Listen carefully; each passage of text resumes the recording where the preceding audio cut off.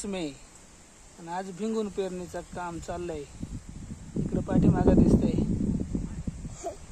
सगळी भिंगून पेरी त्याची शेंगदाणे टाकायचे। पुन्हा जी आवत घेऊन आलाय हरणीन वकिली हरणीन वकिली।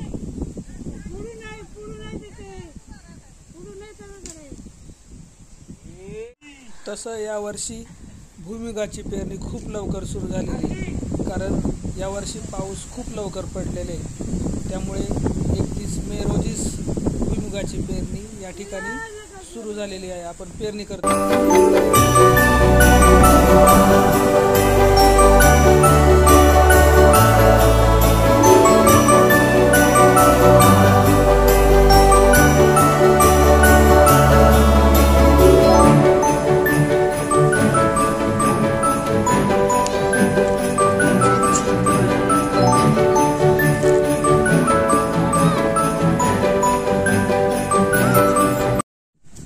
पोरांली काही कामच नाही, उठली का सुटली चाली चायची भाजी खुडाया।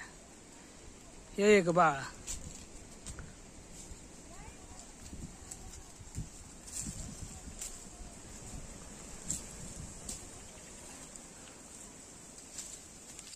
आले भाजी खुडाया। बघा बा लगेच भाजी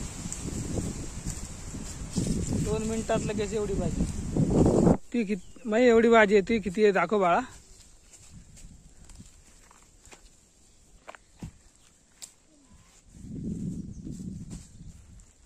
चला भरपूर भाजी झाली ना, दाखव बाळा तू किती एवढी।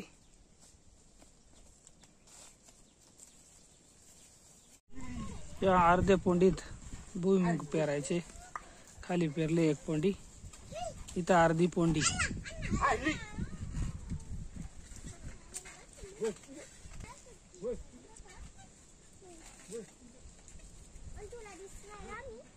असं भुईमुगाच्या दाणे एक एक एक एक एक टाकीत यायला होते। तिकडचा जो वरायची पोंडी आहे तिच्या कासपाट एक कचरा आहे तो काढून टाकायला लागत आहे।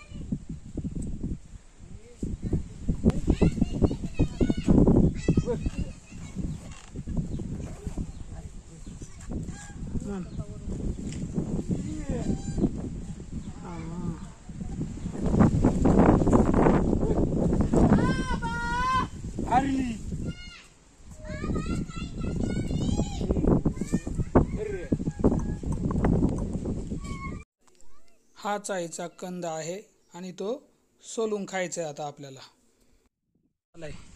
चिकट चिकट आहे ना काय बरं, कसं लागत आहे कंदमुळा? ते नाही खात, खा।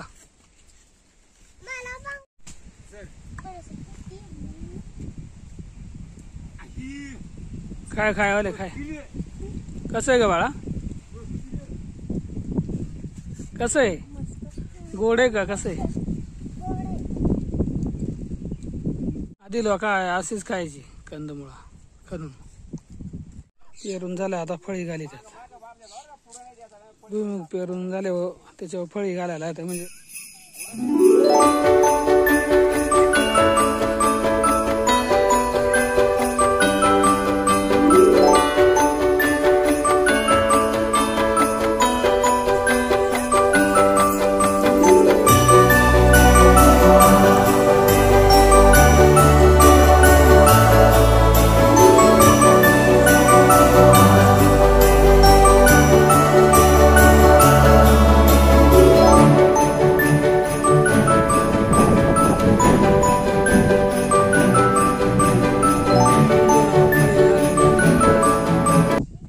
खाली घालायचे नाही, खालच्या वावरात आता फळी घालायचे। भिंगून पेरून झालाय, खालची वरची 2 पोंड्यांमध्ये त्या मस्त मोकळा झाला। आता तापला त्याच्यामुळे मोकळा झाला ना, त्याच्यावर व्यवस्थित फळी घातल्यानंतर सगळे जे दाणे आहेत शेंगदाणे ते बुजले जातात।